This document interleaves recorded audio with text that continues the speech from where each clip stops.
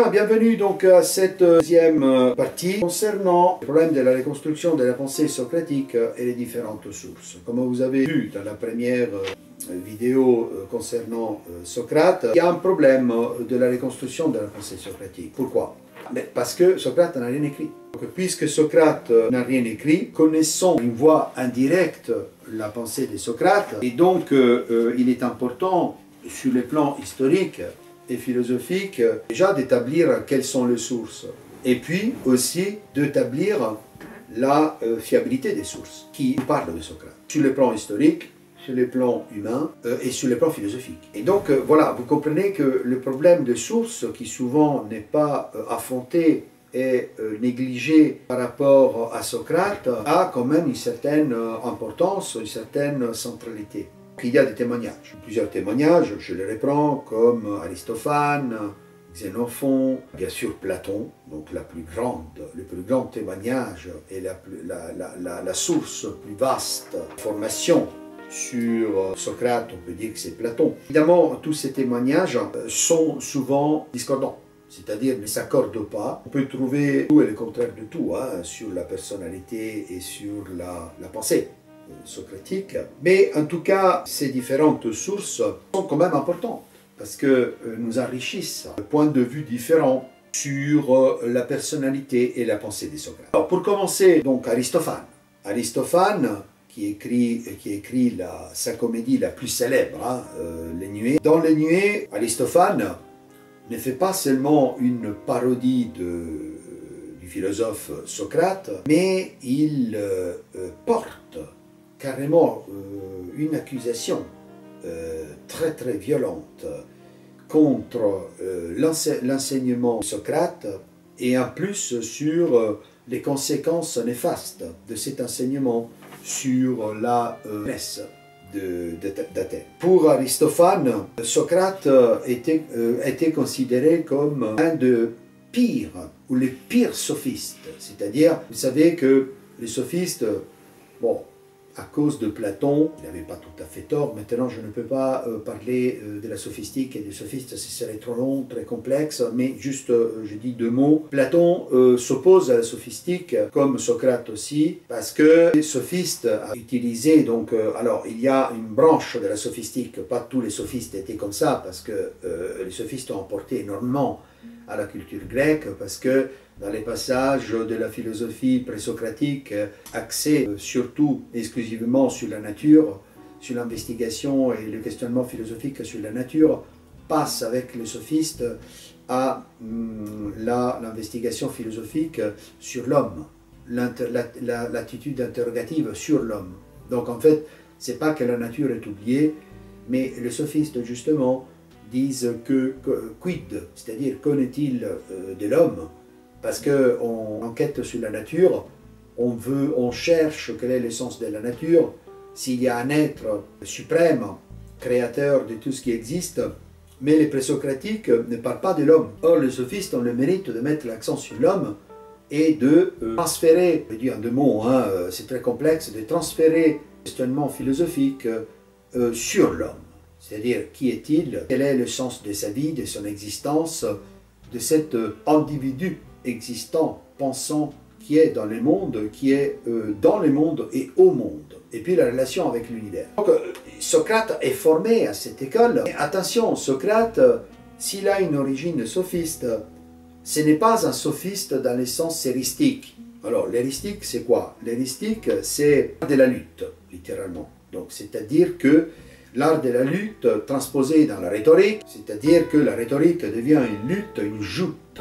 Pour les sophistes, une joute oratoire qui ne vise plus une vérité absolue, puisque pour les sophistes, la vérité absolue n'existe pas. Il n'existe qu'une vérité relative.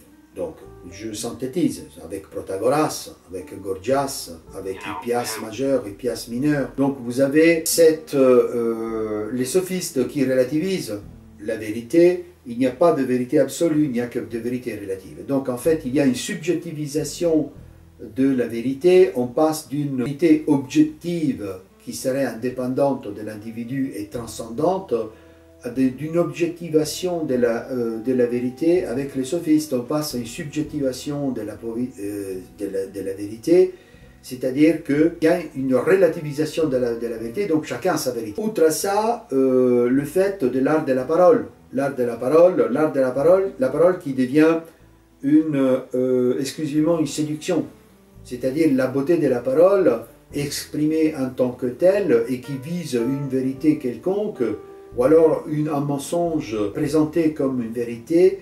Et donc vous comprenez bien que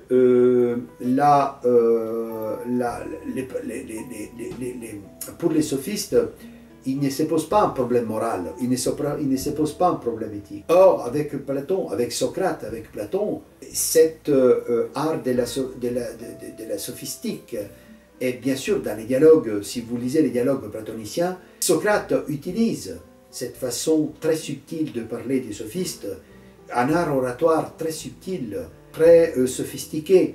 Mais la rhétorique socratique est d'une nature absolument opposée, complètement différente, radicalement différente par rapport à la rhétorique des sophistes. C'est-à-dire que les sophistes utilisaient l'art de persuader, le peitho, le peiphein grec, c'est-à-dire le persuader les personnes qui vous écoutent, le peuple, les foules, tout simplement pour dire, voilà, nous avons cette capacité immense de convaincre, mais peu importe de quoi nous convainquons.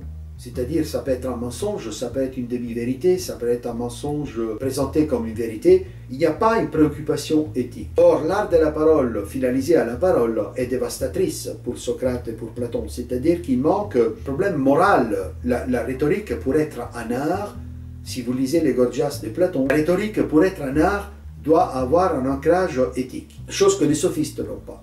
Alors, le problème, c'est que Socrate vient, et puis c'est une des causes, on le verra, de sa condamnation, c'est-à-dire qu'il est considéré seulement dans un art sophistique de parler, mais il n'est pas considéré comme quelqu'un qui cherche la vérité et qui ne parle pas pour parler, qui ne finalise pas la parole exclusivement à la parole qui, à force de parler, devient vide. Ce n'est pas le cas de Socrate. Il y a un problème de reconstruction de la pensée socratique parce qu'il y a aussi beaucoup de, on peut dire avec terme moderne, de diffamation de Socrate, et puis aussi ses contemporains n'ont pas voulu le comprendre, ou alors l'ont compris, mais ils l'ont injustement accusé d'une sophistique qui ne lui appartenait pas, d'une fausseté de la parole qui ne lui appartenait pas. Or, après Aristophane qui attaque durement Socrate, nous avons la grande source, l'immense source platonicienne. Or, Platon, donc la première source c'est Aristophane, la deuxième on peut dire c'est Platon, qui est on peut dire la plus importante, donc c'est pas la seule, mais dans les dialogues platoniciens, tout ce que Platon dit de Socrate est une source énorme pour nous, puisque Socrate, je répète, n'a rien écrit. Socrate, qui est-il? Et pour Platon déjà est un immense philosophe, et il est le protagoniste principal de la plupart de ces dialogues. Il y a des dialogues plus tardifs dans lesquels Socrate n'apparaît presque pas ou il parle très peu, il introduit la problématique et puis il disparaît, donc c'est plutôt plus que des dialogues, ce sont presque des traités. Donc voilà, il y a une partie, par exemple, des dialogues comme les Timées ou dans les lois, Socrate est présent, mais il n'est pas central dans l'élaboration philosophique. Donc, d'abord, on peut dire que Platon exalte systématiquement Maître. Il finit pour considérer Platon comme un symbole, pour le présenter, pour créer un symbole. Je ne dirais pas un mythe, mais carrément un vrai symbole. Socrate, présenté comme le héros moral, on dirait même avec un terme chrétien, le saint qui est fort, lui qui a la tempérance, le sage, le juste, l'éducateur le plus authentique parmi les hommes, le seul vrai politicien, même s'il n'a jamais fait de la politique donc à Athènes. Donc le seul vrai politique ou politicien qui n'ait jamais existé selon Platon. Il fait une polémique, donc il s'oppose à Aristophane fortement, Platon. Deuxièmement, dire quand même que Platon fait prononcer à Socrate presque pratiquement toute sa philosophie, c'est-à-dire la philosophie à Platon qui s'inspire de Socrate, mais il y a une philosophie qui est vraiment platonicienne, c'est-à-dire que Platon a élaboré une bonne partie de sa philosophie qui est vraiment sienne et n'appartenait pas à Socrate. Donc il met dans la bouche de Socrate pratiquement presque toute sa doctrine philosophique. Le problème qui se pose sur l'authenticité, la question est de savoir qu'a vraiment dit Socrate, hein, parce qu'on n'a pas d'ouvrage écrit. Or, il est extrêmement difficile de séparer ce qui est socratique et ce qui est platonicien dans les dialogues de Platon. Donc on peut dire déjà qu'un critère absolu n'existe pas. Il est impossible de définir et de arrêter avec une certitude absolue là où Socrate s'arrête et là où la doctrine, la philosophie platonicienne commence et vice-versa. En fin de compte, il constitue un binôme qu'on ne peut pas vraiment scinder, Socrate et Platon. En tout cas, Platon reste, malgré tout ça, la source principale, la source la plus vaste pour comprendre Socrate. Nous avons le témoignage de Xénophon qui, dans les Mémorabili, c'est-à-dire dans un texte, donc Xénophon était plutôt mémorable, hein, ce sont les mémorables traduits, les mémorabiles, donc en français les mémorables de Xénophon. Xénophon parle donc de Socrate, il n'est pas philosophe, donc il était historien, donc il nous donne d'une façon équilibrée, il faut dire, des informations extrêmement intéressantes sur la vie de Socrate. Il n'était pas philosophe, donc nous raconte ce que Socrate a dit sur le plan philosophique, mais il est historien, donc il ne pousse pas, il n'approfondit pas les sujets philosophiques, mais c'est une source très précieuse, donc à prendre en considération, c'est très important. On a aussi des témoignages de ce qu'on appelle les socratiques, les philosophes socratiques mineurs, c'est-à-dire ceux qui sont venus, qui ont suivi les philosophes qui ont suivi le type de Socrate quand il était en vie, et puis après sa mort, qui ont continué la philosophie et appliqué la méthode socratique dont on parlera plus tard. Et donc il y a des sources aussi dans les écoles socratiques mineures fondées après la mort, par ses disciples, après la mort de Socrate. Donc il y a effectivement ce qu'on appelle le problème de Socrate, un problème Socrate pour essayer de dire sa personnalité et sa philosophie d'une façon la plus précise et la plus véridique et vraie possible. Ce que nous devrions suivre, et nous suivons personnellement, je suis d'accord personnellement avec cet immense historien italien et philosophe, historien de la philosophie et philosophe que vous retrouverez dans la bibliographie, Giovanni Reale, qui malheureusement n'est plus en vie, il est mort il y a quelques années. C'est un livre dédié entièrement, énorme livre, à l'histoire de la philosophie grecque et romaine, donc Storia della filosofia greca e romana, Giovanni Reale, un des plus importants, d'autres évidemment, pas les seuls, philosophes, historiens de la philosophie, spécialiste de la philosophie grecque et notamment de la philosophie platonicienne. Hein. Donc il a dédié, traducteur aussi, hein, des textes grecs et latins, mais spécialiste de Platon. Donc il a dédié plus de 60 ans d'études de la philosophie platonicienne. Il a fait aussi plusieurs conférences, non seulement en Italie, mais à l'étranger aussi. Giovanni Reale, donc Storia della filosofia greca e romana. Je ne pense pas que ce soit traduit en français, je ne sais pas, mais en tout cas, ce texte est en italien. Selon donc Giovanni Reale, et je pense que je partage personnellement son point de vue, Giovanni Reale affirme que, en fait, finalement, une reconstruction de la pensée socratique est possible seulement en tenant compte de toutes les sources. Ce n'est pas parce que souvent on met de côté, par exemple, Aristophane, qui fait une parodie de Socrate et qui l'attaque violemment, en disant, puisqu'il l'attaque violemment, il est antisocratique, on ne prend pas en considération. Eh bien, c'est une erreur. C'est-à-dire qu'il faut prendre, mettre ensemble toutes les sources, même si elles sont parfois contradictoires, les étudier, les comparer, si on peut dire comme ça, dans les biens, dans les mal, passez-moi l'expression éthique dans ces domaines. Et donc le problème de Socrate implique le fait qu'on prenne en considération toutes les sources disponibles actuellement. Peut-être qu'il y en aura d'autres qu'on découvrira dans 10 ans, 20 ans, 50 ans, on ne sait pas. Mais en tout cas, les sources disponibles à l'heure actuelle, il faut les prendre toutes en considération, non seulement pour ce qu'elles disent, mais aussi pour ce qu'elles ne disent pas. Donc il y a une opération herméneutique, c'est-à-dire hermeneu en grec, ça veut dire interpréter, et donc et tout un travail d'interprétation des textes aussi, non seulement sur ce qu'ils disent, mais aussi sur ceux qui ne disent pas. L'essence critique de l'analyse, donc il faut des experts, il faut des traducteurs, il faut des philosophes et des historiens de la philosophie qui s'épanchent sur les textes. L'importance de prendre en considération tout ça, voilà, par exemple Aristophane qui donne des éléments, même s'il a critiqué durement et fortement Socrate, il y a des éléments historiques, des informations historiques extrêmement importantes pour comprendre Socrate. Même Aristote, c'est très important, il faut les prendre en considération, il nous donne des informations très importantes et très intéressantes sur Socrate. Donc, bref, il faut prendre en considération toutes les sources disponibles et ne pas les écarter parce que, par exemple, nous sommes socratiques, nous partageons la doctrine socratique ou platonicienne, donc écarter les autres sources. Il y a aussi donc dans ces problèmes, on peut dire comme ça, les problèmes socratiques, les problèmes posés par Socrate qui n'a rien écrit, donc le problème de saisir sa pensée, sa personnalité.